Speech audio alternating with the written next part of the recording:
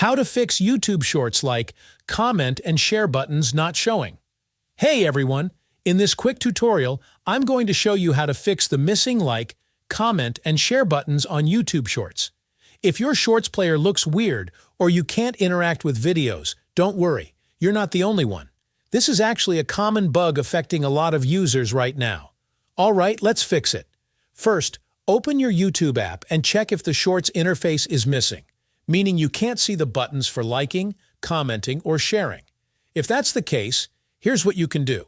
Instead of watching Shorts in the YouTube app, open your browser, like Google Chrome or Safari, and log into your YouTube account from there. Now go to the Shorts section, and you'll notice that everything works perfectly again. The like, comment, and share buttons are all visible and functional. That's it. This is just a temporary workaround until YouTube officially fixes the issue.